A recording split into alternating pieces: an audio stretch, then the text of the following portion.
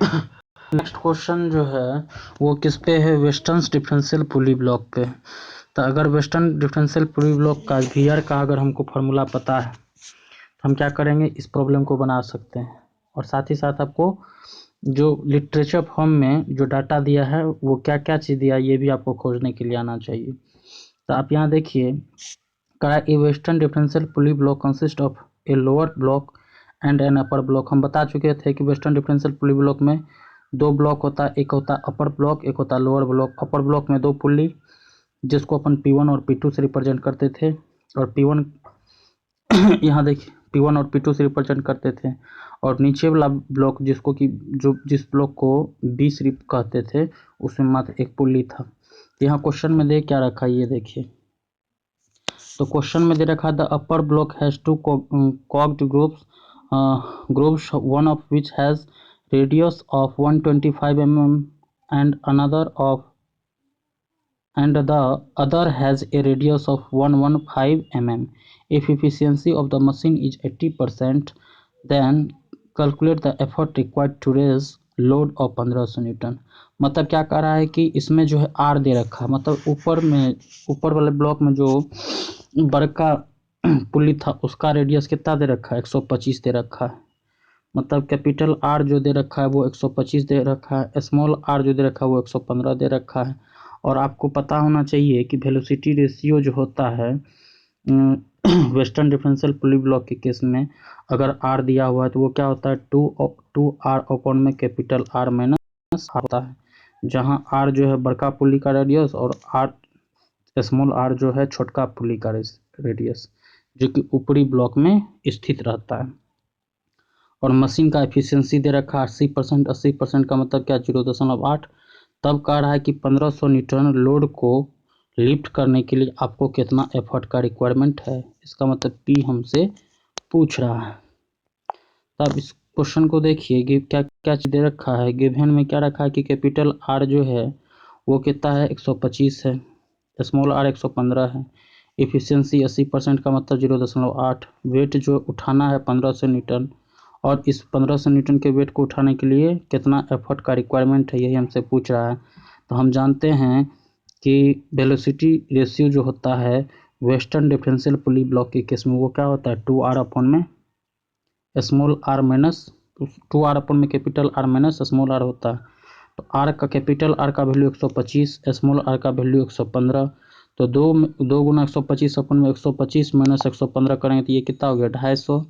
और 250 में अगर 10 से भगा देंगे तो कितना हो गया, 25। इसका मतलब क्या है कि इस वेस्टर्न डिफरेंशियल पुली ब्लॉक का जो वेलोसिटी रेशियो है वो कितना है,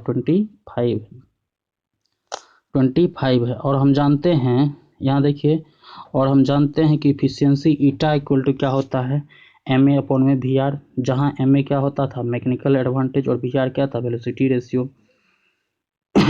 तो इफिशियंसी दे रखा है, वेलोसिटी रेशियो दे रखा है, इस दोनों को अगर क्रॉस मल्टीप्लिकेशन कर देंगे तो हमको क्या पता चल जाएगा, एम ए पता चल जाएगा। और ये एम ए इक्वल टू क्या हो जाएगा, efficiency eta into v r. और आपको ये भी मालूम होना चाहिए कि मैकेनिकल एडवांटेज क्या होता है। तो मैकेनिकल एडवांटेज जो है वो रेशियो होता है, किस चीज़ का रेशियो होता है, तो वेट अपॉन में एफर्ट का रेशियो होता है। इसका मतलब क्या, इस मैकेनिकल एडवांटेज के जगह पे लिख सकते हैं वेट अपॉन में एफर्ट लिख सकते हैं, इक्वल टू इफिशियंसी 0.8 और वेलोसिटी रेशियो 25। अगर इस दोनों का गुना करके जो वैल्यू आएगा उसको हम क्या करेंगे, इस डब्लू में डिवाइडेड कर देंगे तो हमको पी का वैल्यू पता चल जाएगा। तो अगर यहाँ से हम पी का वैल्यू निकालेंगे तो क्या हो जाएगा, पी इक्वल टू डब्लू कितना दे रखा था, 1500 अपॉन में 0.8 गुना 25। इसको अगर काटते हैं तो काटने के बाद इस पी का जो वैल्यू है 75 न्यूटन है। क्या है, 75 न्यूटन है। इसका मतलब क्या कि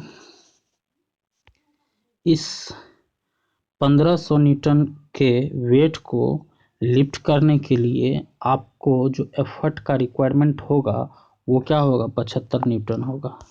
नेक्स्ट क्वेश्चन क्या है, नेक्स्ट क्वेश्चन देखिए, करा a differential pulley block a load of 1800 newton is raised by an effort of 100 newton. The number of teeth on the larger and smaller block are 12 and 11 respectively. the number of teeth on the larger and smaller block are 12 and 11 respectively. Find the velocity ratio, mechanical advantage and efficiency of the machine. तो ये देखिए दे क्या रखा है, यहाँ देखिए क्या कर रहा है, in a differential pulley block a load of 1800 newton is raised by an effort of 100 newton. इसका मतलब क्या कि इसमें जो ये W है, यहाँ देखिए इस 1800 न्यूटन के वेट को लिफ्ट करने में जो एफर्ट लगता है वो कितना लगता है, 100 न्यूटन का लगता है। और दे रखा है कि the number of teeth on the larger and smaller lock 12 and 11, मतलब क्या कि T1 का जो वैल्यू है वो क्या है 12 है और T2 का जो है वैल्यू है वो 12। मतलब क्या कि पुली नंबर P1 में जो टीथ का दांतों का संख्या है, दांत क्यों लगाते हैं, ताकि मेरा क्या हो जाए, चेन या रॉप जो है स्लिप ना करे। उसमें दांतों की संख्या 12 है और नीचे वाले उसके जस्ट साथ में जो P2 पुली था, फिगर याद कीजिए, उसमें जो दांतों की संख्या क्या है 11 है। तब हमसे पूछ रहा है कि आप बताइए कि वेलोसिटी रेशियो क्या होगा, मैकेनिकल एडवांटेज क्या होगा और एफिशिएंसी ऑफ द मशीन क्या होगा। ये तीन चीज आपको बताना है। तो अगर आपको मालूम होना चाहिए कि अगर number of teeth on the larger pulley T1 और number of teeth on the smaller pulley T2 दिया हुआ है, तब उस केस में डिफरेंशियल पुली ब्लॉक के केस में जो वेलोसिटी रेशियो होता है वो क्या होता है, तो वो होता है 2T1 अपॉन में T1 माइनस T2, ये याद होगा। और अगर रेडियस दिया हो रहा था तो क्या होता है 2 इंटू कैपिटल R अपॉन में capital R minus small r।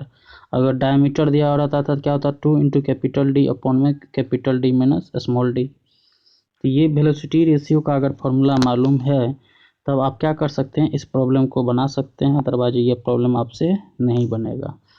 तो आप यहाँ देखिए क्या क्या चीज़ दे रखा था, W दे रखा था 1800 न्यूटन, P दे रखा था, मतलब इस 1800 न्यूटन के वेट को लिफ्ट करने के लिए जो आप एफर्ट लगा रहे थे 100 न्यूटन, और T1 कितना दे रखा था 12 और T2 कितना दे रखा था 11। तब हमसे पूछ रहा है वेलोसिटी रेशियो बताइए, मैकेनिकल एडवांटेज बताइए, एफिशिएंसी ईटा बताइए। तो हम जानते हैं कि वेलोसिटी रेशियो जो होता है वो डिफरेंशियल पुली ब्लॉक के केस में क्या होता है 2T1 अपॉन में T1 माइनस T2 होता है। तो यहाँ देखिए 2 इंटू T1 के जगह पे क्या है 12 है अपॉन में T1 माइनस T2, तो 12 में से 11 गया तो 1, ऊपर में क्या हो गया 2 गुना 12 तो 24 अपॉन में 1 क्या हो गया 24। मतलब क्या कि इस डिफरेंशियल पुली ब्लॉक का हम क्या निकाल लिए, वेलोसिटी रेशियो निकाल लिए। और नेक्स्ट क्या था मैकेनिकल एडवांटेज, मैकेनिकल एडवांटेज बराबर क्या होता है W/P। तो हम W का जो वैल्यू है वो कितना दे रखा था 1800, और उस 1800 न्यूटन के वेट को लिफ्ट करने के लिए जो आप एफर्ट लगा रहे थे वो कितना था 100, तो 1800/100 करेंगे तो क्या हो गया 18, तो मैकेनिकल एडवांटेज कितना हो गया 18। और नेक्स्ट क्या पूछ रहा था इफिशियंसी बताइए, तो efficiency of a machine eta equal to क्या होता है MA अपॉन में VR।